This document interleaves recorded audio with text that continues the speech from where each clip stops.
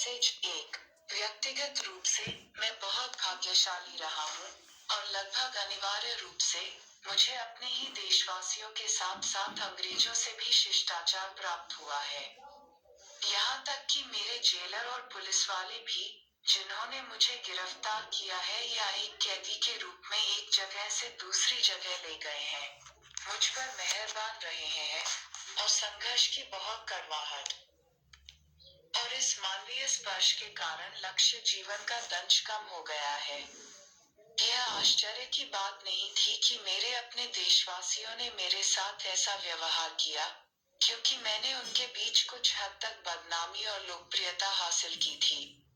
अंग्रेजों के लिए भी मैं एक व्यक्ति था, न कि केवल जनसमूह में से एक, और मैं इस तथ्य की कल्पना करता हूँ कि मैंने अपनी शिक्षा इंग्लैंड में प्राप्त की थी, मुझे उनके करीब लाया। 1। इस परिच्छेद में लगभग अनिवार्य रूप से वाक्यांश का अर्थ है। 1. पूर्वता के बिना। 2. अप्रत्याशित रूप से। 3. निरुपवाद रूप से। 4. लगभग निश्चित रूप से। 2.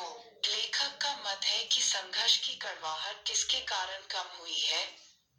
1. विरोधी का विनम्र व्यवहार। 2. विरोधी का कूटनीतिक व्यवहार।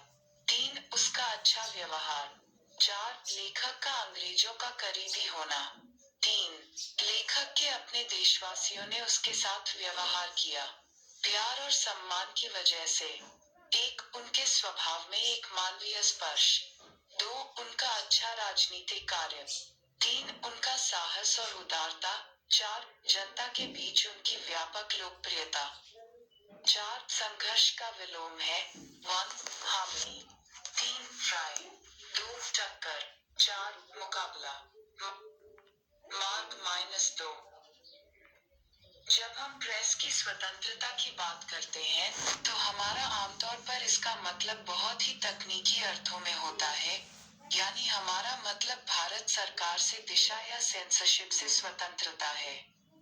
इस सीमित अर्थ में प्रेस स्वतंत्र है, लेकिन प्रेस पर वास्तविक प्रतिबंध आए विज्ञापनदाताओं से आते हैं जिनसे इसे पैसा मिलता है, और वह व्यक्ति या कंपनी जो अखबार का मालिक है। इसलिए यदि कोई संपादक सार्वजनिक स्थानों पर धूम्रपान पर प्रतिबंध जैसी सार्वजनिक नीति का समर्थन करने की हिम्मत करता है, तो वह हमेशा इसे आगे बढ़ाने में सफल नहीं हो सकता है, क्योंकि उसका पेपर सिगरेट बनाने वाली कंपनी के स्वामित्व में हो सकता है। सरकारी सेंसरशिप के विपरीत इस तरह के प्रतिबंध अक्सर अदृश्य होते हैं और बदतर होते हैं।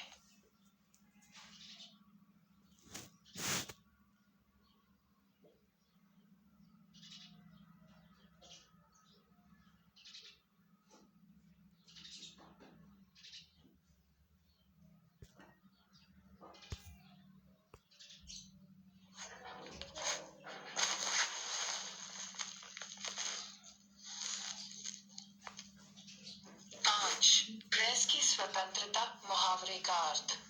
मार्क है। 1. अखबार की आलोचना करने की क्षमता। सरकार।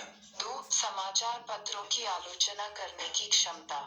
सेंसरशिप। 3. समाचार पत्रों की विज्ञापन प्रकाशित करने की क्षमता। 4. स्वतंत्र विचार व्यक्त करने के लिए समाचार पत्रों की क्षमता। 6. भारत में प्रेस पर वास्तविक प्रतिबंध 1. लोगों से आते हैं। 2. सरकार। 3. कंपनियों के मालिक। 4. सार्वजनिक नीतियां।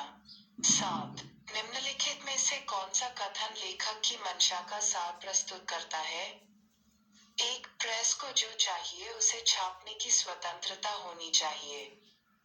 2. अनदेखी कारक लोगों की स्वतंत्रता को नियंत्रित करते हैं।